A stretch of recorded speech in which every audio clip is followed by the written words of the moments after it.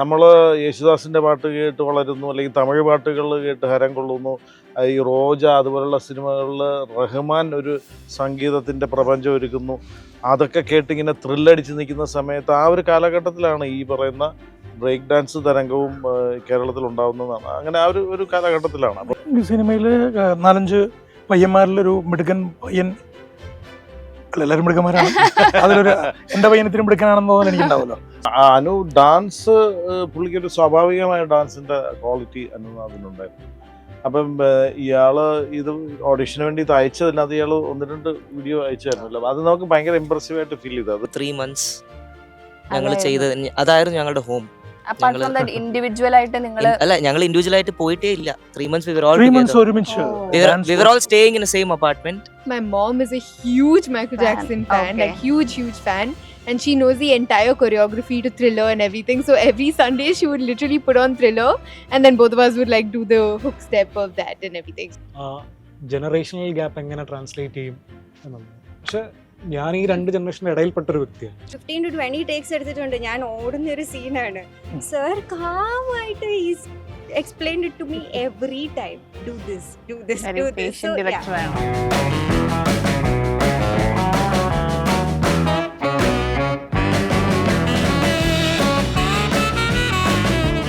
നമസ്കാരം. ഇന്ന് നമ്മളോടൊപ്പം ക്യൂ സ്റ്റുഡിയോയിലുള്ളത് ടീം മൂൺ വോക്ക് ആണ്. ആദ്യമേ തന്നെ എല്ലാവർക്കും സ്വാഗതം. Hi guys. സോ ഈ സിനിമയുടെ റൈറ്റേഴ്സും ഡയറക്ടറും ഉണ്ട്, ആക്ടേഴ്സും ഉണ്ട്. ഇതൊരു വലിയ ടീമായതുകൊണ്ട് തന്നെ നമുക്ക് ആദ്യം ഇവരെ ഒന്ന് പരിചയപ്പെടാം. ഓക്കെ, നിങ്ങളുടെ പേരുകളൊക്കെ ഒന്ന് പറയാവോ? എൻ്റെ പേര് മനോജ് മോസസ്. ഞാൻ ട്രിവാൻഡ്രമാണ് സ്വദേശം.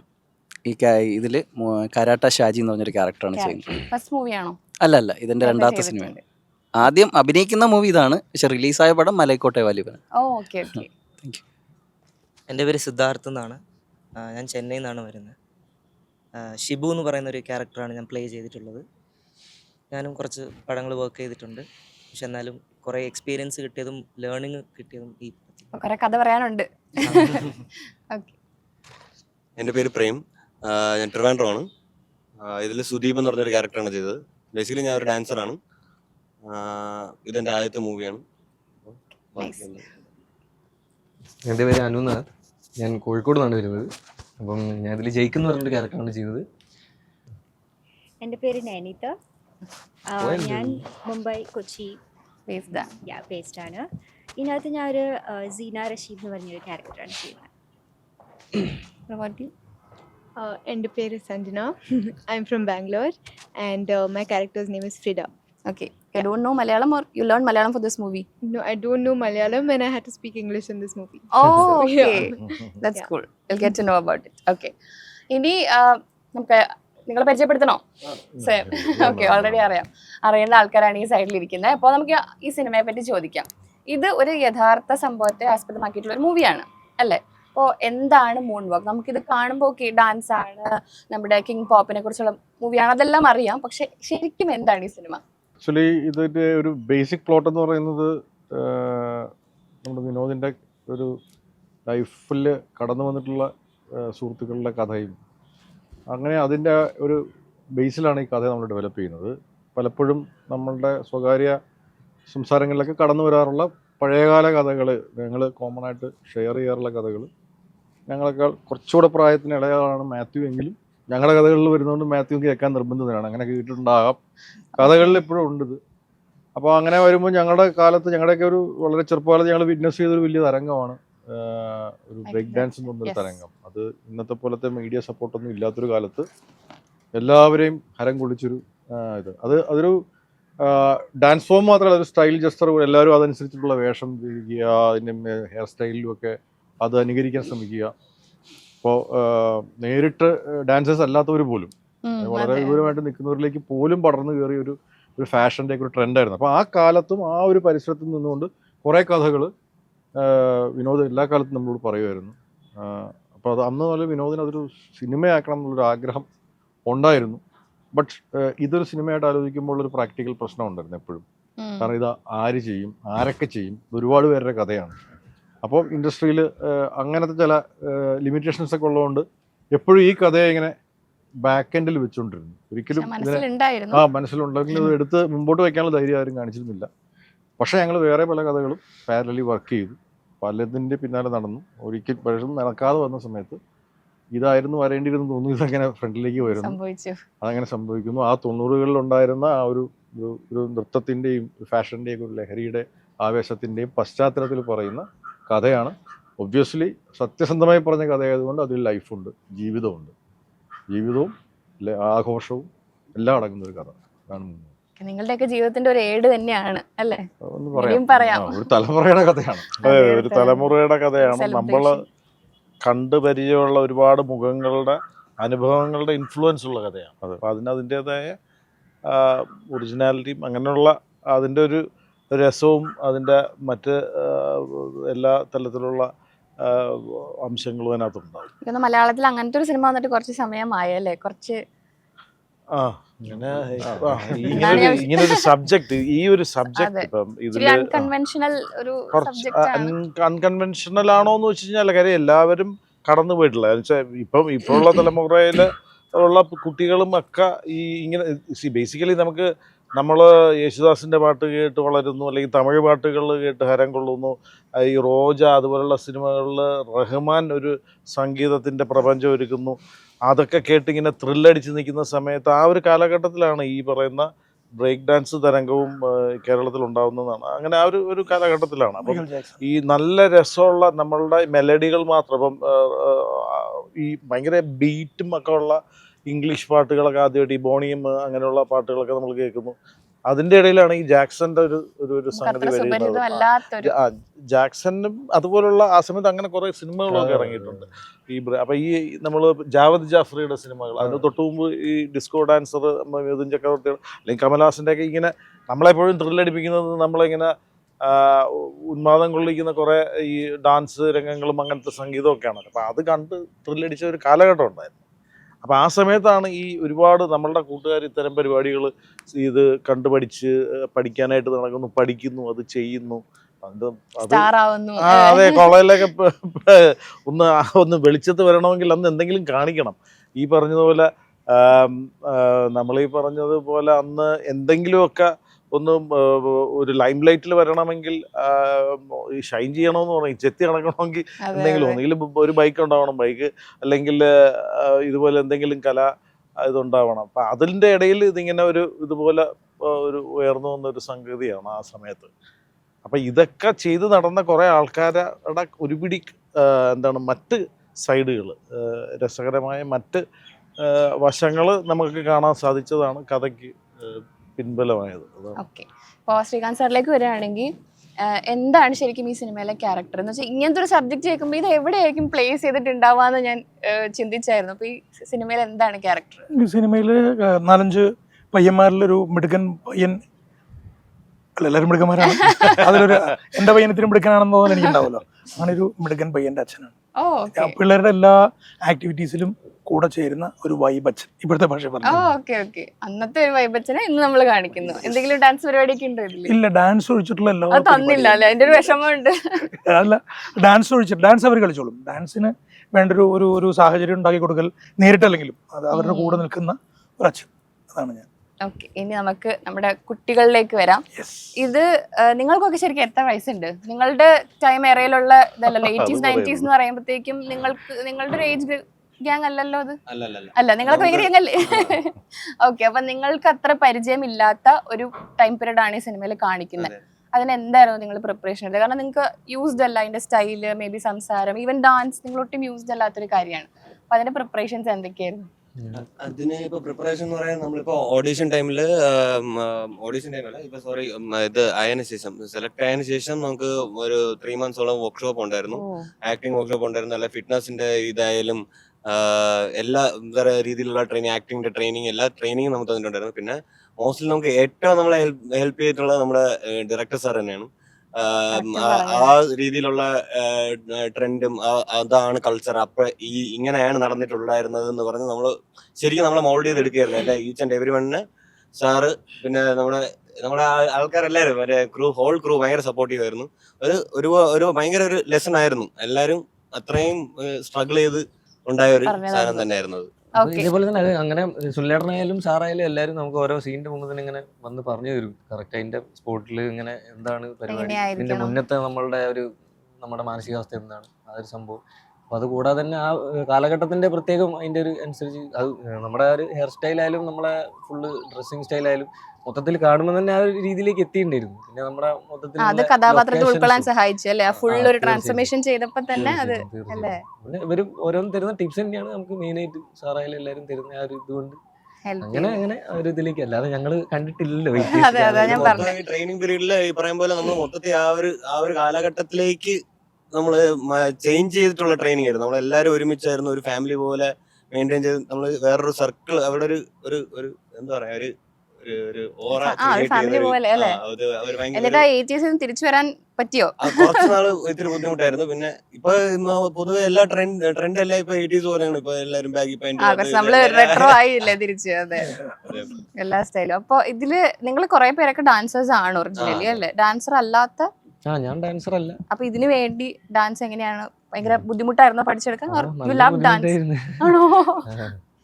തീരെ ഒരു ബേസിക് പോലും അറിയില്ലായിരുന്നു. അപ്പൊ ഞാൻ കുറച്ചൊക്കെ ഇവരിങ്ങനെ പറഞ്ഞ രീതിയിൽ അങ്ങനെ വീഡിയോ ഒക്കെ എടുത്ത് അയച്ചു കൊടുത്തപ്പം ഇവർക്ക് ചെയ്യാൻ പറ്റും തോന്നിയോണ്ടായിരിക്കണം അല്ല അനു ഡാൻസ് പുള്ളിക്കൊരു സ്വാഭാവികമായ ഡാൻസിന്റെ ക്വാളിറ്റി അതിനുണ്ടായിരുന്നു. അപ്പം ഇയാള് ഇത് ഓഡിഷന് വേണ്ടി ഇത് അയച്ചതിനകത്ത് ഇയാൾ 1-2 വീഡിയോ അയച്ചായിരുന്നല്ലോ. അത് നമുക്ക് ഭയങ്കര ഇമ്പ്രസീവ് ആയിട്ട് ഫീൽ ചെയ്തു. അതൊരു വളരെ ഫ്ലൂയിഡ് ആയിട്ടുള്ളൊരു ഡാൻസ് പുള്ളി അതിനകത്തൊരു പാട്ടിനെ എനിക്കത് ഓർമ്മയില്ല, പാട്ട് മുക്കാലയായിരുന്നു. അത് ഗംഭീരമായിട്ട് പുള്ളി അതിനകത്ത് ചെയ്തത് നമ്മളെ സ്ട്രൈക്ക് ചെയ്തു. പിന്നെ ഒബ്വിയസ്ലി അവരുടെയൊക്കെ വേറൊരു പുരികം കൊണ്ടൊരു അതെ അത് അവര് ജഗതിയുടെ ഒരു ലുക്കുള്ള അങ്ങനെയല്ല പുള്ളിക്ക് അതിനകത്തല്ലേ ഒരു വളരെ ഇൻട്രസ്റ്റിംഗ് ഒരു ചെയ്തു. അങ്ങനെയാണ്. അപ്പൊ അത് അനുവിന്റെ ഉള്ളിൽ ആ ഡാൻസർ ഉള്ളത് കൊണ്ട് തന്നെയാണ് നമുക്ക് എടുക്കാൻ പറ്റുന്നത്. അല്ലാതെ ചിലപ്പോ അല്ല അനുവാദ് ആദ്യത്തെ നമ്മുടെ ഓഡിഷനിൽ ഇല്ലായിരുന്നു. ഫസ്റ്റ് സെറ്റിലില്ലായിരുന്നു, ലാസ്റ്റ് സെറ്റിലേക്ക് കടന്നു വന്നു. അത് കഴിഞ്ഞ് ഈ വീഡിയോ കണ്ടപ്പോഴാണ് അത് വേണം നമുക്ക് തോന്നി രണ്ടാമത്. ഓക്കെ, സോ നമ്മൾ പറഞ്ഞ പോലെ ഇത് ഫുൾ മൈക്കിൾ ജാക്സൺ അല്ലെങ്കിൽ അതിലേക്ക് ഇൻസ്പയർഡ് ആയിട്ടുള്ള ഒരു തലമുറയുടെ അല്ലെങ്കിൽ കുറേ തലമുറകളുടെ ഒരു സിനിമയാണ്. അപ്പം നിങ്ങൾ എന്തൊക്കെ ഹോംവർക്ക് ആയിരുന്നു ചെയ്തിരുന്നത് എന്ന് വെച്ചാൽ നമുക്കറിയാം മൈക്കിൾ ജാക്സൺ ആരാന്നും, പക്ഷെ ഇത്രയധികം ചിലപ്പോൾ ഇൻഫ്ലുവൻസ് ഉണ്ടായിട്ടുണ്ടാവില്ല. പലരുടെയും ലൈഫിൽ പല രീതിയിലാണല്ലോ. സോ എന്തൊക്കെ ഹോംവർക്ക്സ് ആയിരുന്നു ചെയ്തിരുന്നത്? ഹോംവർക്ക് എന്ന് പറയുന്നത് ഞങ്ങൾ അവിടെ വർക്ക്ഷോപ്പിൽ, അതായത് 3 months ഞങ്ങൾ ചെയ്തത് അതായിരുന്നു ഞങ്ങളുടെ ഹോം. ഇൻഡിവിജ്വൽ ആയിട്ട് അല്ല, ഞങ്ങൾ ഇൻഡിവിജ്വൽ ആയിട്ട് പോയിട്ടേ ഇല്ല. 3 months we were all staying in the same apartment. So അങ്ങനെ നേരെ ഷൂട്ടിംഗ് പിന്നെ സ്റ്റാർട്ട് ചെയ്യും. അങ്ങനെ ഞങ്ങൾ ഒരുമിച്ച് നിന്നിട്ട് ഒരു ഫാമിലി പോലെ നിന്നിട്ടാണ്. സോ അവിടെയാണ് ഹോംവർക്ക്. ഞങ്ങൾ പ്രാക്ടീസ് ചെയ്യുന്ന സ്ഥലത്തല്ലാതെ വീട്ടിൽ തിരിച്ചു വന്നിട്ടും ഞങ്ങൾ അങ്ങോട്ടും ഇങ്ങോട്ടും കറക്ഷൻസ് പറയും. ഞാൻ സ്നേഹം, ദേഷ്യം, എല്ലാ എമോഷൻസിലൂടെയും ഞങ്ങൾ കടന്നു പോയിട്ടുണ്ട്. ചില സമയത്ത് ഫ്രസ്ട്രേഷൻ കാരണം, ടയർഡ്നെസ് കാരണം എതിർത്ത് സംസാരിക്കുക, എന്നെക്കാട്ടിലും മൂത്ത ചേട്ടന്മാരുടെ ഞാൻ തെറിയൊക്കെ, ഇതൊക്കെ നടന്നിട്ടുണ്ട്. പക്ഷെ അതൊക്കെ ആവശ്യം ഉണ്ടായിരുന്നു. അതാ ഞാൻ പറയാൻ വന്നത്. അതൊക്കെ ആവശ്യം ഉണ്ടായിരുന്നു. അതൊക്കെ ഉണ്ടായിരുന്നത് കൊണ്ടാണ് ഞങ്ങൾക്ക് തോന്നുന്നു ഞങ്ങളെ കൊണ്ട് ഒരു നല്ലൊരു പെർഫോമൻസ് ചെയ്യാൻ പറ്റിയെന്ന് തോന്നുന്നു. അതെ അതെ, ഒരുപാട് ടൈം റിഹേഴ്സൽസിനൊക്കെ സ്പെൻഡ് ചെയ്തു. അതെ അതെ. പിന്നെ ആ സ്റ്റൈലിന്റെ കാര്യത്തിലും സ്ലാങ്ങിന്റെയും പിന്നെ ഞങ്ങളുടെ ബിഹേവിയറൽ പാറ്റേൺസും അതിലൊരു കോംപ്രമൈസ് ഉണ്ടായിരുന്നില്ല. ലൈക്ക് ഞങ്ങളുടെ കംഫർട്ട് സോണിലേ അല്ലായിരുന്നു ആരും. അത് ബ്രേക്ക് ചെയ്ത് ഒരു പുതിയ സാധനത്തിലേക്ക് കടന്നതിന് ശേഷമാണ് ഞങ്ങൾ ഷൂട്ടിങ്ങിന് തന്നെ പോകുന്നത്. സോ ആരും സിദ്ധാർത്ഥായിരുന്നില്ല അവിടെ, പ്രേമായിരുന്നില്ല. ക്യാരക്ടേഴ്സായി ഞങ്ങൾ വലിയ ഓസ്കാർ ആക്ടിങ് ചെയ്തെന്നല്ല ഞാൻ പറയണേ. ഞാൻ പറയുന്നത് ആരും ഞങ്ങളായിട്ടല്ല പോയത്. ഒരു കംഫർട്ട് സോണിൽ നിന്ന് ബ്രേക്ക് ആയി. ബിക്കോസ് ട്രിവാൻഡ്രം ആക്സെന്റും ട്രിവാൻഡ്രം എനിക്ക് വളരെ ഒരു പുതിയൊരു സ്ഥലമായിരുന്നു. ലാംഗ്വേജ് ആയാലും, ഞാൻ വീട്ടിൽ അച്ഛനമ്മയൊക്കെ ഈറോഡിലാണ്, ഞാൻ ചെന്നൈയിലാണ്. സോ മലയാളം അതുമല്ലാതെ നമ്മൾ ട്രിവാൻഡ്രം ആക്സെന്റ് പഠിക്കുമ്പോൾ അതിൻ്റെതായിട്ടുള്ള ഒരു എഫേർട്സും ഉണ്ടായിരുന്നു. പക്ഷെ പറഞ്ഞ പോലെ അത് ആ ഒരു ലേണിംഗ് ആണ് ഞങ്ങൾക്ക് കുറച്ചുകൂടെ ഹെൽപ്ഫുൾ ആയത്. മനോജും പ്രേമും ശരിക്കും they are professional dancers. നിങ്ങൾ എങ്ങനെ ഡാൻസ് ക്രൂ ഒക്കെ അങ്ങനെയാണ്? ഡാൻസ് ടീമുണ്ട്, മന്ത്ര എന്ന് പറഞ്ഞ ഡാൻസ് ഓ ടീം. നൈസ്. മനോജ് എത്രയോ ഈസ് എ കൊറിയോഗ്രാഫർ ബേസിക്കലി. എനിക്കും സ്റ്റുഡിയോ ഉണ്ട് അവിടെ, ഞാൻ കൊറിയോഗ്രാഫറാണ്. ഓക്കെ, അപ്പോൾ ഇതിൽ ശരിക്കും ഏറ്റവും ഇമ്പോർട്ടന്റ് എലമെന്റ് ഡാൻസ് ആണല്ലോ. അപ്പൊ ഇതിന്റെ കൊറിയോഗ്രാഫിയിൽ നിങ്ങൾ പാർട്ടായിരുന്നോ? ഇല്ല, ഇതിന്റെ ഫുൾ കൊറിയോഗ്രാഫിയും ചെയ്തേക്കുന്ന ശ്രീത്ത് മാഷാണ്.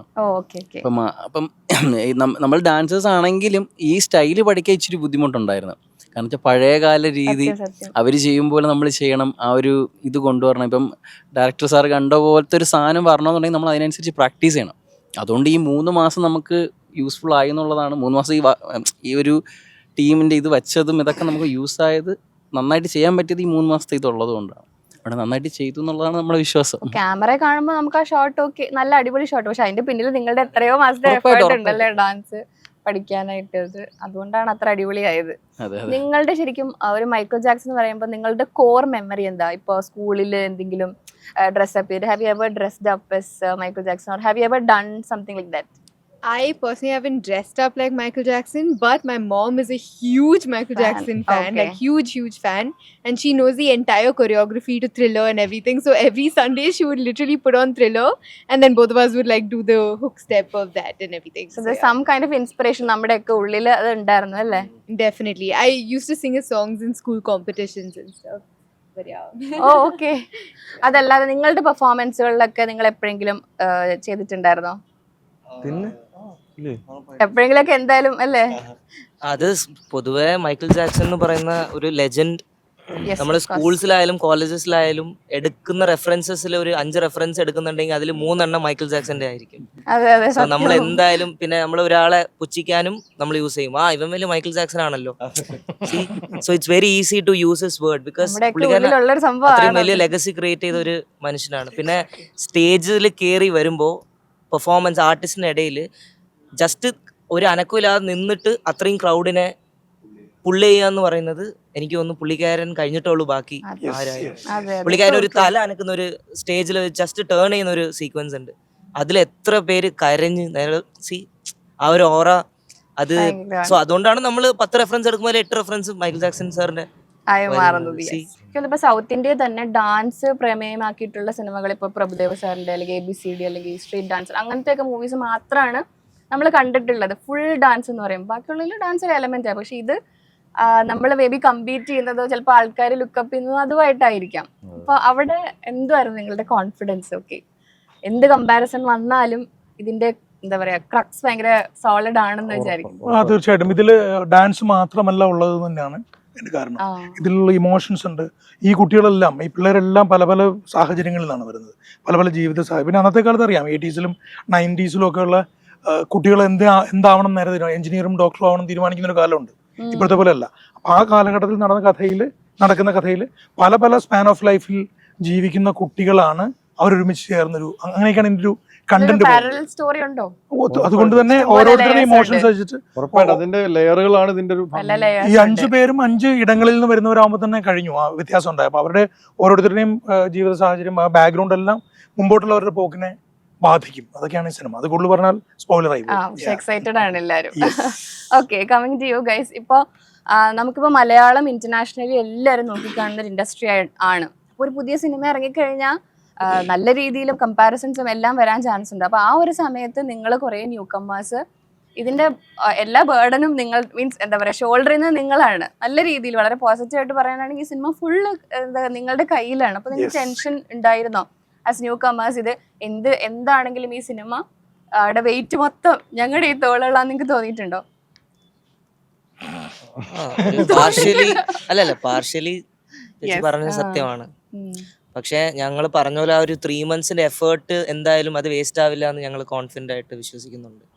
3 months പെട്ടെന്ന് പ്രീ റിലീസ് ടെൻഷൻ ഒക്കെ ഉണ്ടാവുമല്ലോ. ഇല്ല, എക്സൈറ്റ്മെന്റ് ആണ്. ടെൻഷൻ ഇല്ലെന്നല്ല, അത് ഇല്ലെന്ന് പറഞ്ഞാലും ചെറിയൊരു ടെൻഷൻ ന്യൂ കമേഴ്സ് എസ്പെഷ്യലി ഉണ്ടാവും. പക്ഷെ പെട്ടെന്ന് ഒരു പക്ഷേ ഞങ്ങളെ പെട്ടെന്ന് വിളിച്ച ഒരു ദിവസം ഒരു മീറ്റിംഗ് അറേഞ്ച് ചെയ്ത് കാസ്റ്റ് ചെയ്തിട്ട് അടുത്ത ആഴ്ച ഷൂട്ട് എന്ന് പറഞ്ഞ് ഷൂട്ട് ചെയ്തിട്ടുണ്ടായിരുന്നെങ്കിൽ ചിലപ്പോൾ ഈ ടെൻഷനൊക്കെ കൂടിയിട്ടുണ്ടാവാം. പക്ഷെ ഞങ്ങൾ അങ്ങനെയല്ല. ഒരു ഞങ്ങളുടെ പ്രോസസ്സിൽ ഞങ്ങൾ ട്രസ്റ്റ് ചെയ്തു. അതല്ലാതെ വേണമെങ്കിൽ ഈ കഥ വേറെ എവിടെയെങ്കിലും പിച്ച് ചെയ്ത് ഓൾറെഡി മാർക്കറ്റിലുള്ള ഒരു ഫെമിലിയർ ആയിട്ടുള്ള ആർട്ടിസ്റ്റ് വെച്ചിട്ട് അവർക്കും ചെയ്തിട്ടുണ്ടായിരിക്കാം. പക്ഷെ they didn't do that. They had trust on us. ഞങ്ങൾ അതിന് കോപ്പറേറ്റ് ചെയ്തു. അതിന് അധികമായിട്ട് അവര് ഞങ്ങളായിട്ട് കോപ്പറേഷൻ ഉണ്ടായിരുന്നു. പിന്നെ ഞങ്ങൾക്ക് ആ ഒരു 3 months ടൈം വന്നു. Okay, let them get in to the flavour എന്ന് പറഞ്ഞ് ഞങ്ങളെ പോക്കിൽ വിട്ട് വീണ്ടും റിവേഴ്സ് ചെയ്ത്. സോ ആ ഒരു പ്രോസസ്സിലേക്ക് ഞങ്ങൾ കടന്നു വന്നോണ്ട് ഐ ഡോണ്ട് തിങ്ക് അങ്ങനെ വന്നാലും നല്ല കോൺഫിഡന്റ് ആണ് അല്ലേ? അത് ഇപ്പോൾ നേരത്തെ ഞാൻ ഒരു സ്ഥലത്ത് പറഞ്ഞ ഇറ്റ്സ് ലൈക്ക് ഒരു എക്സാം എഴുതി കൊടുത്ത പോലെയാണ്. ഞങ്ങൾ ബെസ്റ്റ് ചെയ്യുന്നു ഞങ്ങൾ വിശ്വസിക്കുന്നു. അത് കറക്റ്റ് ചെയ്ത് ആൻസേഴ്സും വി ഗുഡ് ആണോ അല്ലെങ്കിൽ വി ഗുഡ് ആണോ അല്ലെങ്കിൽ Excellent, can make it outstanding. More better next time എന്നാണോ എന്നുള്ളത്, അത് എന്ത് വന്നാലും എന്ത് വന്നാലും ഞങ്ങളത് പോസിറ്റീവായിട്ട് എടുത്തിട്ട് എന്തായാലും കുറെ പടങ്ങൾ ചെയ്യണമല്ലോ. ഇനി അങ്ങോട്ട് അത് എത്ര ഞങ്ങൾക്ക് സമയം ആഗ്രഹമുണ്ട്. കിടക്കുന്നു അല്ലേ? അപ്പൊ 3 ഒക്കെ സാർ ഞങ്ങളെ വെച്ചിട്ട് തന്നെ എടുക്കുകയാണെങ്കിൽ സുനിലേട്ടാ മറക്കല്ലേ. വിളിക്കണേന്നല്ലേ പറഞ്ഞത്? അവരുടെ കോൺഫിഡൻസ് ലെവൽ മനസ്സിലായില്ലേ? അതെ അതെ സത്യം.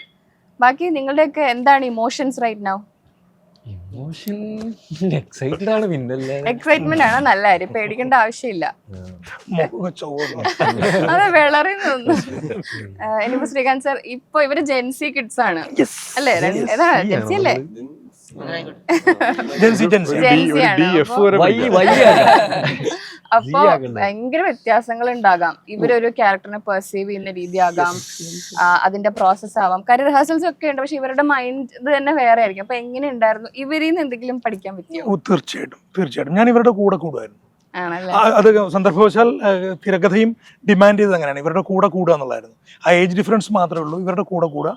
എന്നാൽ പ്രത്യേക സാഹചര്യങ്ങളിൽ നമ്മുടെ കാരണസ്ഥാനം കാണിക്കുക എന്നുള്ളതായിരുന്നു നമ്മുടെ പരിപാടി. അത് ഭയങ്കര രസമായിട്ട്. പിന്നെ ഓഫ് കോഴ്സ് നേരത്തെ പറഞ്ഞ പോലെ ഒരു കൃത്യമായ ഒരു ഡിസ്കഷൻ എല്ലാത്തിനും ഇടയിൽ നടുവിലുണ്ടായിരുന്നു. എപ്പോഴും ഒരു ഗ്രൂപ്പായിട്ടിരുന്ന് ഡിസ്കസ് ചെയ്തിട്ടും അങ്ങനെയൊക്കെയായിരുന്നു ഇതിൻ്റെ ഒരു പ്രോസസ്സ് നടന്നത്. സാധാരണ മറ്റ് കുറച്ചുകൂടെ സീനിയർ ആയിട്ടുള്ള ആർട്ടിസ്റ്റുകളുടെയൊക്കെ സിനിമകളിൽ അഭിനയിക്കുമ്പോൾ ഒരു പക്ഷേ നമുക്ക് അവരുടെ ഒപ്പം ഇരുന്ന് റിഹേഴ്സ് ചെയ്യാനോ ഡയലോഗ്സ് അങ്ങോട്ടും ഇങ്ങോട്ടും പറഞ്ഞ് പഠിക്കാനോ ഒക്കെ വളരെ കുറച്ച് അവസരങ്ങൾ കിട്ടുള്ളൂ.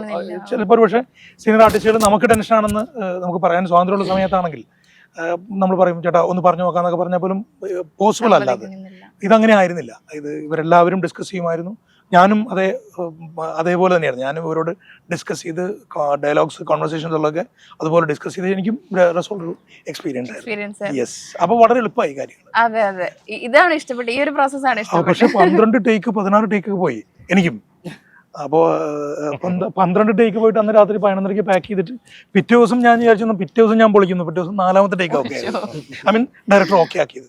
സോ അതും എനിക്കൊരു ഡിഫറെൻറ്റ് എക്സ്പീരിയൻസ് ആയിരുന്നു. യെസ്. അതായത് ക്ഷമയോടെ പേഷ്യൻ്റായിട്ട് നമുക്ക് പറഞ്ഞു തന്ന് അതല്ല ശരി അല്ല അങ്ങനെയൊക്കെ സംഭവിക്കാം. പെട്ടെന്ന് ഇയാൾ ശരിയാവില്ല എന്ന് വിചാരിക്കാം. പക്ഷെ അങ്ങനെ ആയിരുന്നില്ല. എന്നെയും ഡയറക്ടർ എന്നുള്ള നിലയ്ക്കും തിരക്കഥാകൃത്തുക്കളും ഈ കൂടെ അഭിനയിക്കുന്ന ആൾക്കാരൊക്കെ അങ്ങനെ വെയിറ്റ് ചെയ്തു. എനിക്കും നമ്മൾ വലിയ സംഭവം എന്നുള്ള സംഭവമൊക്കെ ഒന്ന് മാറി.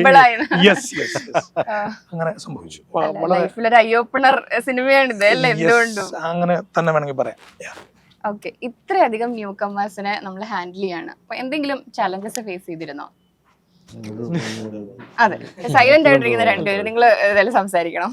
ആദ്യം നമുക്കുണ്ടാകുന്ന ഒരു സംശയം ജനറേഷണൽ ഗ്യാപ്പ് എങ്ങനെ ട്രാൻസ്ലേറ്റ് ചെയ്യും എന്നുള്ളത്. പക്ഷെ ഞാൻ ഈ 2 ജനറേഷൻ്റെ ഇടയിൽപ്പെട്ടൊരു വ്യക്തിയാണ്. അതിലെനിക്ക് ഈ എല്ലാ ജനറേഷനിലും ഉണ്ടാകുന്ന സംഘങ്ങൾ, കുട്ടികളുടെ സംഘങ്ങളിലും ആയിട്ട്, അതിപ്പം സ്പോർട്സ് ആയിക്കോട്ടെ അല്ലെങ്കിൽ ഡാൻസ് ആയിക്കോട്ടെ, ഇതിലൊക്കെ വളരെ കോമൺ ആയിട്ടുള്ള ഒരു ഇമോഷനാണ്. കോമൺ ആയിട്ടുള്ള വളരെ കോറായിട്ട് സംഭവിക്കുന്ന കാര്യങ്ങളെല്ലാം സിമിലറാണ്. അവർ കടന്നു പോകുന്ന സിറ്റുവേഷനുകളാണെങ്കിലും ഇപ്പം നമ്മുടെ പടം നറേറ്റ് ചെയ്യുമ്പോൾ, കുട്ടികൾക്ക് അടുത്ത് നറേറ്റ് ചെയ്യുമ്പോഴും ആ നറേഷൻ്റെ ഇടയിൽ തന്നെ അവർ തന്നെ ഞങ്ങളുടെ ജീവിതത്തിൽ നിന്ന് സംഭവിച്ചിട്ടുണ്ട് എന്നവർ പറയും. അപ്പം അതായിരുന്നു നമുക്ക് ആദ്യം ഉണ്ടായിരുന്ന ഒരു ചലഞ്ച്. പക്ഷെ ഈ പറഞ്ഞ പോലെ ത്രൂ ജനറേഷൻസ് അത് ഇല്ലാണ്ടായി മാറി എന്നുള്ളതാണ്. പിന്നെ എല്ലാം ബാക്കിയെല്ലാം ഈ പറഞ്ഞ പോലെ ഭാഷ പഠിക്കുക അല്ലെങ്കിൽ പഠിക്കുക എന്നുള്ള സാധനങ്ങളാണ് ഇത് ചെയ്തിരിക്കുന്നത്. ഇത് ഈ ട്രിവാൻഡ്രത്ത് പുത്തൻതോപ്പ് എന്ന് പറഞ്ഞ സ്പെസിഫിക് ആയിട്ട് റെയിൽ നടക്കുന്ന കഥയാണെങ്കിൽ പോലും അതിൻ്റെ നുവാൻസസിലേക്ക് ഇവരൊക്കെ എത്താൻ പറ്റുക എന്നുള്ളതും, പിന്നെ ഈ ക്യാമ്പ് നടന്നു എന്ന് പറഞ്ഞു ഫാമിലി ആയിട്ട് നിന്ന് പറഞ്ഞു അവിടെ നമ്മൾ സീൻസ് റിഹേഴ്സൽസ് മാത്രമല്ല സംഭവിക്കുന്നത്. അതല്ലാതെ ഈ ഒരു സംഘത്തെ ഉണ്ടാക്കിയെടുക്കുക എന്ന് പറയുന്നത് അവർ തമ്മിലുണ്ടാകുന്ന കെമിസ്ട്രി വളരെ നാച്ചുറലായി തന്നെ ഉണ്ടായി വരിക എന്നുള്ളതിൻ്റെ ഒരു പ്രോസസ്സാണ് അവിടെ സംഭവിച്ചത്. അപ്പം അവിടെ ഒരുപാട് കാര്യങ്ങൾ അവിടെ സംഭവിച്ചിട്ടുണ്ട്. അവർ ഒരുമിച്ച് സ്വിം ചെയ്യാൻ പോയിട്ടുണ്ട്, ഒരേ ഡയറ്റ് കഴിക്കുന്നുണ്ട്, എക്സസൈസും ജിമ്മും കാര്യങ്ങളൊക്കെ ചെയ്യുന്നു. അതിൻ്റെ കൂടെ തന്നെ ഡാൻസ് പഠിക്കുകയും ഒക്കെ ചെയ്യുന്നുണ്ടായിരുന്നു. അതാണ് നമ്മൾ നല്ലൊരു ഹോംവർക്ക് നടത്തിയിട്ടാണ് ഇവരിലേക്ക് ഒരു പ്ലാനോട് കൂടി തന്നെയാണ് ഇതിനകത്ത് ഈ നമ്മുടെ ഈ പ്രധാന കഥാപാത്രങ്ങളുടെ വരുന്ന ഈ കുട്ടികൾ അവർ മാറ്റി നിർത്തിയാൽ ഒരുപാട് ക്യാരക്ടർ റോളുകളുണ്ട്. അപ്പൊ ഇതിനകത്ത് ഇതിന്റെ ഒരു മേക്കിംഗ് പ്രോസസ്സിനകത്ത് ഞാൻ വിനോദിനെ കാണുമ്പോൾ ഞങ്ങൾക്ക് തോന്നിയ വിനോദിന്റെ ഒരു വളരെ വലിയ സ്ട്രോങ് പോയിന്റ് ആണ്. അപ്പോൾ അതിൻ്റെ ഒരു പ്രധാന കാരണം ഇതിനു മുമ്പ് തന്നെ 100 കണക്കിന് പരസ്യങ്ങൾ ചെയ്തിട്ടുള്ള ഒരു ഡയറക്ടറാണ് വിനോദ്. അതിൻ്റെയും കാസ്റ്റിംഗ് എന്ന് പറയുന്നത് എപ്പോഴും വളരെ പ്രത്യേകതയുള്ള കാസ്റ്റിങ്ങുകളായിരുന്നു. പലരും ഇപ്പോൾ സിനിമയിലൊക്കെ പ്രസിദ്ധരായ പലരും ആദ്യമായിട്ട് ക്യാമറയുടെ മുമ്പിലൊക്കെ വരുന്നത് വിനോദിൻ്റെ കൊമേഴ്സ്യൽസിലാണ്. ഇപ്പോൾ കാസ്റ്റിങ്ങിലൊരു വല്ലാത്ത ഒരു കൈയടക്കം എല്ലാ കാലത്തും വിനോദ് കാണിച്ചിട്ടുണ്ട്. അത് ഇതിൻ്റെ ക്യാരക്ടേഴ്സിനകത്ത് വളരെ ഒബ്വിയസ് ആണ്. വളരെ എവിഡന്റ് ആണ് അത് കാണുന്നത്. അത് നമുക്ക് ഇതിൻ്റെ പ്രോസസ്സിൽ ഞങ്ങൾ വിറ്റ്നസ് ചെയ്തൊരു കാര്യമാണ്. ഇനി സിനിമയിൽ എങ്ങനെ വരും എന്നുള്ളത് നിങ്ങൾ കാണുമ്പോൾ മനസ്സിലാക്കും. പക്ഷേ ഇവരെ പോലെ തന്നെ ഈക്വലി ഇമ്പോർട്ടൻ്റ് ആണ് അതിനകത്ത് വന്നിട്ടുള്ള ഓരോ ക്യാരക്ടേഴ്സും. അവർ വളരെ ഡിസ്റ്റിങ്റ്റീവ്ലി വളരെ വ്യത്യസ്തരും വളരെ ഗംഭീരമായി അവരെ പെർഫോം ചെയ്തിട്ടുള്ള ഒരു സിനിമയാണെന്നാണ് നമ്മുടെ വിശ്വാസം. അതിൻ്റെ സത്യമാണ് സിനിമയുടെ ഒരു ബലം. അതുകൊണ്ട് തന്നെയാണ് നമുക്ക് നമ്മുടെ കോൺഫിഡൻസ് അല്ലേ. സുനിലേട്ടനെയും കാസ്റ്റ് ചെയ്തിട്ടുണ്ട്. സർപ്രൈസുകളൊക്കെ ഉണ്ട്. ഒട്ടും പ്രതീക്ഷിക്കാത്തൊരു വേഷത്തിൽ എന്നെയും അദ്ദേഹം കാസ്റ്റ് ചെയ്യുന്നുള്ള തങ്ങ് പോയി ഡ്രസ് ഇട്ട് വരാൻ പറഞ്ഞു. കാരണം ആ കഥ നമ്മളെ എഴുതിയ ആൾക്കാരെ തന്നെ കഥാപാത്രത്തിന്റെ ഒരു വീട്ടിൽ വളരെ കൃത്യമായിട്ട് അറിയാവുന്ന ഒരാളാണ് സുനിലേട്ടൻ. അതെ അതെ, ഈ പറഞ്ഞു കൊടുക്കേണ്ട ആവശ്യമില്ലല്ലോ. അല്ല, പക്ഷെ അപ്പോഴും അത് എഴുതുമ്പോഴോ ഞങ്ങൾ ഡിസ്കസ് ചെയ്യുമ്പോഴോ ഒന്നും ഈ വേഷത്തിൽ ഇങ്ങനെ ഒരാളില്ല. വേറെ വളരെ വേറൊരാളുണ്ടായിരുന്നു, നമുക്കറിയാവുന്ന വർക്കായില്ല. ആ സമയമായപ്പോഴത്തേക്കും ഇങ്ങനെ പറഞ്ഞു. ഞാൻ വന്ന് ചോദിച്ചു എന്താ ചെയ്യണം, താൻ വന്നാ എന്ന് പറഞ്ഞിട്ടുണ്ട്. വന്നാൽ ഇപ്പോൾ ആക്ടിങ് എന്ന് പറയുന്ന ഒരു സംഭവം, ഡാൻസ് വേറൊരു സംഭവമാണ്. ഇത് രണ്ടിനും വേണ്ട എന്താ പറയുക, കൊടുക്കുന്ന ഇൻപുട്സ് ഭയങ്കര ഡിഫറെൻ്റ് ആണ് അല്ലേ. അപ്പോൾ ഇതിൽ നിങ്ങൾ എന്താ പറയുക ഡാൻസ് ചെയ്യണം, അതോടൊപ്പം തന്നെ സീൻ എന്താണ്, അതിൻ്റെ നിങ്ങൾ എവിടെയാണ് പ്ലേസ്ഡ് ആയിട്ടുള്ള ബാക്കി എലമെന്റ്സ് എന്താണ്, ഇത്രയധികം കാര്യങ്ങൾ നിങ്ങൾ ഒരൊറ്റ സീനിൽ. അപ്പോൾ നിങ്ങൾക്ക് as A dancer, as an actor എന്തെങ്കിലും ഒരു ഡൈലമ തോന്നിയിരുന്നു? ഓക്കെ, ഇതെല്ലാം കൂടെ ഒരുമിച്ചൊരു ഇതിൽ വരുവാണ്, ഇച്ചിരി ചലഞ്ചിങ് ആയിരുന്നോ? ഡാൻസർ ആയതുകൊണ്ട്, ഇതിനു മുമ്പ് ഡാൻസ് ചെയ്യുന്ന ഒരാളായതുകൊണ്ട് ഞങ്ങളെല്ലാവരും റിതം സെൻസ് ഇച്ചിരി ഉണ്ടായിരുന്നു. സോ ആക്ടിങ്ങിൽ റിതത്തിൻ്റെ ഒരു പരിപാടി ഉണ്ട് ഒബ്വിയസ്ലി. ആ ഒരു ഫോർ എക്സാമ്പിൾ ഓപ്പോസിറ്റ് നിൽക്കുന്നവർ ഒരു ഡയലോഗ് ഡെലിവർ ചെയ്യുമ്പോൾ എവിടെ നമ്മൾ തുടങ്ങണം, റിയാക്ട് ചെയ്യുമ്പോൾ അതിൻ്റെ ഒരു ടൈമിങ്ങും പരിപാടികളൊക്കെ ഉണ്ടല്ലോ. അപ്പോൾ അതിൽ ആ ഒരു റിതം ഉണ്ട്. ലൈക്ക് കോമൺ ആയിട്ട് ഡാൻസിനും ആക്ടിങ്ങിനും റിതം സെൻസ് ഇമ്പോർട്ടൻ്റ് ആയിട്ട് അല്ലേ? ഇമ്പോർട്ടൻ്റ് അല്ലേ? എല്ലാ കലയ്ക്കും ഇമ്പോർട്ടൻ്റ് ആണല്ലോ. അല്ല, അപ്പോൾ അത് കുറച്ചുകൂടെ ഹെൽപ്ഫുൾ ആയിരുന്നു. അപ്പോൾ ഡാൻസ് ചെയ്യുന്ന സമയത്ത് ഞങ്ങൾ ഡാൻസ് മാത്രമല്ല, കാരണം ഫേസിലും പരിപാടികൾ പോവുകയാണല്ലോ. ഒരു ക്യാരക്ടർ ആർക്കിനനുസരിച്ച് നമ്മൾ ഫേസും റിയാക്ഷൻസ് നമ്മുടെ ക്യാരക്ടറും പിടിച്ചിട്ട് വേണം ഡാൻസ് ചെയ്യാനായിട്ട്. പഠിച്ച ഡാൻസും പുതിയൊരു ഫോം ഓഫ് സാധനമാണ് 80s. ആൻഡ് ആക്ടിങ്ങിലേക്ക് ഞങ്ങൾ ന്യൂ ആണ്. ചലഞ്ചിങ് ആയിരുന്നു, ചലഞ്ചിങ് സത്യം തുറന്നു പറഞ്ഞ ഒരാൾ ഇവിടെ ഉള്ളൂ കേട്ടോ. വളരെ ചലഞ്ചിങ് ആയിരുന്നു. അയാൾക്ക് ഡാൻസ് പഠിക്കണമായിരുന്നു. കോഴിക്കോടുകാരനാണ്. ഇപ്പൊ നിങ്ങൾ കുത്തിരി എന്നൊക്കെ പറയുന്ന ആളാണ്. ഇപ്പൊ അന്ന് അങ്ങനെ തന്നെയായിരുന്നു. ഇപ്പൊ അഴിച്ചു പണിയേണ്ടത് അതില്ല, അയാൾക്ക് അല്ലാതെ വേറെ വഴിയില്ലായിരുന്നു. ഇതിൽ ശരിക്കും ഈ ഡാൻസ് ക്ലബ്ബ് അവരെ നമ്മളിത് കാണിച്ചിട്ടുണ്ടോ ശരിക്കും?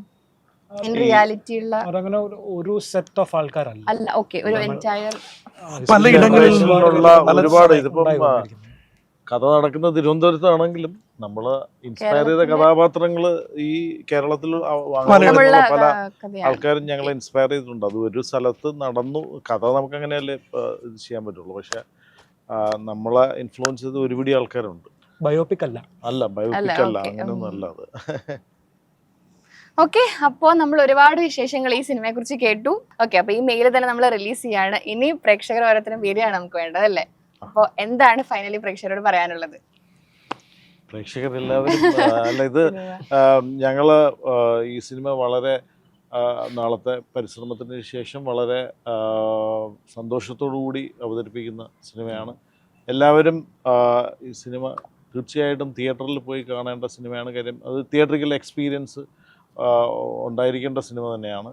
അതുകൊണ്ട് അതായത് അങ്ങനെയുള്ള സിനിമയാണ്, ആഘോഷമാണ്. കുട്ടികളുടെ നമ്മളുടെ വീട്ടിലുള്ള പിള്ളേർ, ചെറുപ്പക്കാർ പിള്ളേരുടെ ശരിക്കുള്ള ജീവിതത്തിൻ്റെ, അതായത് തീർച്ചയായിട്ടും കാലഘട്ടം പഴയതാണ് കാണിക്കുന്നതെങ്കിലും എന്നും റെലവൻ്റ് ആയിട്ടുള്ള, സമയം എന്നതൊരു പ്രശ്നമല്ലാത്ത അവരുടെ കഥയാണ് പറയുന്നത്. ചെറുപ്പക്കാർ എന്താണെന്നുള്ളതും അവരുടെ ഉള്ളെന്താണെന്നുള്ളതും അതാണ് നമ്മൾ ഈ സിനിമയിലൂടെ കാണിക്കാൻ ശ്രമിക്കുന്നത്. അതുകൊണ്ട് തീർച്ചയായിട്ടും എല്ലാവരും കണ്ടിരിക്കേണ്ടതാണ്. എസ്പെഷ്യലി ടീനേജ് മക്കളുള്ള പാരൻസും കുട്ടികളും എല്ലാവരും കാണണമെന്നാണ് ഞങ്ങളുടെ അഭ്യർത്ഥന. നമുക്ക് ഒരു കാര്യം പറയാനുള്ളൂ, ഇങ്ങനെ ഒരു സിനിമ ഇതുവരെയും വേറെ ഒരെണ്ണം മലയാളത്തിലുണ്ടാവും. ഒരു കോംപ്രമൈസും ചെയ്തിട്ടില്ല ഒരിടത്തും. ടെക്നീഷ്യൻസ് അൻസാർ ഷായാണ് ക്യാമറ ചെയ്തത്, ധന്യയാണ് കോസ്റ്റ്യൂം ചെയ്തത്, സാബു പ്രശാന്ത് മോഹനാണ്, പിള്ളയാണ് പ്രശാന്ത് പിള്ളയാണ് മ്യൂസിക് ചെയ്തത്. ചെയ്തിട്ടുള്ളത്. ആൻഡ് ഒത്തിരി ബെസ്റ്റ് ഓഫ് ദ ബെസ്റ്റ് ആണ്. പ്രഗത്ഭരായ 2 എഡിറ്റേഴ്സ്, കിരൺദാസും ദീപു ജോസഫും 2 പേര് എഡിറ്റ് ചെയ്തിട്ടുണ്ട്. അത് അതിൻ്റെതായ അങ്ങനെയാണ് അതിൻ്റെ കോമ്പിനേഷൻസിലാണ് അത് വർക്ക് ചെയ്തിരിക്കുന്നത്. അതെല്ലാം അതിൻ്റെ സിനിമയുടെ മൊത്തം ടോട്ടാലിറ്റിയിൽ ഭയങ്കരമായിട്ട് നമ്മളെ ഹെൽപ്പ് ചെയ്തിട്ടുള്ള. You guys have to say something? എല്ലാരും വരാം. Just that the movie is not entirely just about dance. There are a lot of emotions involved. അതാണ് ഇപ്പോൾ വർക്ക്ഷോപ്സിന്റെ കാര്യം പറഞ്ഞപ്പോൾ ഞങ്ങൾ രണ്ടുപേരൊന്നും പറയാത്ത. We were not part of the dance workshop and the entire thing. ഞങ്ങൾ ആ 3 months കഴിഞ്ഞ് ഷൂട്ട് തുടങ്ങി കഴിഞ്ഞിട്ടാണ് ഞങ്ങളുടെ ക്യാരക്ടേഴ്സ് ഇൻട്രൊഡ്യൂസ് ആവുന്നതും ജോയിൻ ചെയ്യുന്നതും ടീമിന്. So our journey started over there with the entire team. And it was beautiful. It was amazing. We're all very excited. കുറേ hard work ഉണ്ട് ഇതിനകത്ത്. പിന്നെ വിനോദ് സർ കുറേ ഹെൽപ്പ് ചെയ്തിട്ടുണ്ട്. It has been my first experience in to acting. നല്ല nervous ആയിരുന്നു അവിടെ എത്തിയപ്പോൾ. സാറിനെ കണ്ടപ്പോൾ തന്നെ ദൂരെ നിന്ന് I was like, oh my god, first experience is going to be scary. പക്ഷെ ഭയങ്കര സ്വീറ്റ് ആണ്. No, very sweet, exactly. സംസാരിച്ച് തുടങ്ങിയപ്പോഴാണ് there was one scene, I think 15 to 20 takes എടുത്തിട്ടുണ്ട്. ഞാൻ ഓടുന്ന ഒരു സീനാണ്. സർ കാമായിട്ട് explained it to me every time. Do this, do this, Very do this. patient So, director ആണ്. it was an amazing experience working in this. Vinod 40 ടേക്കിന്റെ ആളാണ് add ചെയ്യുമ്പോൾ. എന്റെ അപ്പോ അമ്മേ, വിനോദിനൊരു പുതിയ കഥയല്ല. ഇതൊക്കെ സില്ലിയാണല്ലേ ഇതൊക്കെ? അല്ലല്ല, അങ്ങനെയല്ല. നമ്മൾ തീർച്ചയായിട്ടും പരസ്യത്തിന് നമുക്ക് അത്രയും ഒരുപാട് precise ലിമിറ്റേഷൻ ഉണ്ട്. പരസ്യത്തില്ല, നമ്മളെക്കാൾ ഗംഭീര പരസ്യങ്ങൾ ചെയ്യുന്ന ആൾക്കാർ ഇവിടെ ഉണ്ട്. അതുകൊണ്ട് നമ്മളത് പറയുന്നില്ല. സിനിമയിൽ അങ്ങനെയൊക്കെ തന്നെയാണ്. ഈ നമ്മൾ ആദ്യമായിട്ട് ചെയ്യുന്ന സിനിമയ്ക്ക് കൊടുക്കുന്ന ഒരു ഇതുണ്ടല്ലോ, അപ്പൊ അത് നമുക്ക് അങ്ങനെ Best കിട്ടാൻ അത് നമ്മള് ഞാൻ മാത്രമല്ല, അത് ഇതെന്ന് പറഞ്ഞൊരു കൂട്ടായ്മ ആണ് ഈ പടം എന്ന് പറയുന്നത്. ഞാനും സുനിലും മാത്യു ഒക്കെ കണ്ടത് ചെയ്യാനാണ് ശ്രമിച്ചിട്ടുള്ളത്. നമ്മൾ എന്താണ് എക്സ്പീരിയൻസ് ചെയ്തിട്ടുള്ളത് അതാണ് ചർച്ചകളിലൂടെ ഉരുത്തിരിഞ്ഞു വന്നിട്ടുള്ളത്. അപ്പോൾ അത് എൻ്റെ ഞാൻ നിർബന്ധം പിടിക്കുകയോ വാശി പിടിക്കുകയല്ല. അതറിയാം, നമുക്കറിയാം എന്താണ് സംഭവിക്കുന്നത്, എന്താണ് വരേണ്ടതെന്നുള്ളത്. അത് എക്സ്ട്രാക്ട് ചെയ്യാൻ, അല്ലെങ്കിൽ കാര്യം ഇവർ കുട്ടികളാണല്ലോ. ഒരുപാട് ഈ പറഞ്ഞ പോലെ നമ്മളുടെ ചില സംഗതികൾ അവർ കാണുന്നതും പറഞ്ഞു നമ്മൾ എത്രയൊക്കെ പറയുമ്പോൾ സംസാരിക്കുമ്പോൾ ചിലപ്പോൾ അവരുടെ ഒരു കാഴ്ച വേറെയാണല്ലോ. കംപ്ലീറ്റ്ലി ഡിഫറെന്റ് എക്സ്പീരിയൻസ് ആണ് അവർക്ക് ലൈഫിലുള്ള. സിമ്പിൾ എക്സാമ്പിൾ ആണ്. ഈ അന്നുവിന് വാക്ക്മാൻ തുറക്കാൻ അറിയില്ലായിരുന്നു. അതുകൊണ്ട് ഷോർട്ടിന് ചേട്ടാ ഇതെങ്ങനെ തുറക്കുന്നതെന്ന് ചോദിച്ചിട്ടുണ്ട്. നമ്മളിങ്ങനെ ക്ലിക്ക് ചെയ്ത് തുറക്കുന്നത് അങ്ങനത്തെ അതൊക്കെ അത് ഉപയോഗത്തിലൂടെ വരുന്നതാണ്. അപ്പൊ അതൊക്കെ അതുപോലെ എല്ലാ ഒരുപിടി കാര്യങ്ങളും അങ്ങനെയൊക്കെ സംഭവിച്ചിട്ടുണ്ട്. അവര് നമ്മളെ സഹിച്ചിട്ടുണ്ട്. സത്യം സഹിച്ചതല്ലേ സാർ, ഞങ്ങളെ പുറത്താക്കിയിട്ട് വേറെ കാസ്റ്റിംഗ് ചെയ്യുമെന്നാണ് ഞങ്ങൾ ഭാഗ്യത്തിന് അങ്ങനെ സംഭവിച്ചില്ല. എന്തായാലും റിലീസ് ആവാറായി. 3 മാസം നിനക്ക് ട്രെയിനിങ് നിന്നിട്ട് നീ ക്യാമറയുടെ ഫ്രണ്ടിൽ നിന്ന് തെറ്റിക്കുന്നോടാ. ഓക്കെ, അപ്പോ മൂൺ വാക്ക് മലയാളി പ്രേക്ഷകന് തന്നെ ഒരു പുതിയ അനുഭവം ആവട്ടെ. നമുക്ക് ഇവരുടെ ഒരു ഡാൻസോട് കൂടിയാണ് നമ്മൾ ഈ ഇന്റർവ്യൂ അവസാനിപ്പിക്കാൻ പോകുന്നത്. ആ ഡാൻസ് കണ്ട് ഇംപ്രസ്ഡ് ആയിട്ടായിരിക്കും ട്രെയിലറിൽ എന്തായാലും കണ്ടു ഓരോ പ്രേക്ഷകനും തിയേറ്ററിലേക്ക് വരാൻ പോകുന്നത്.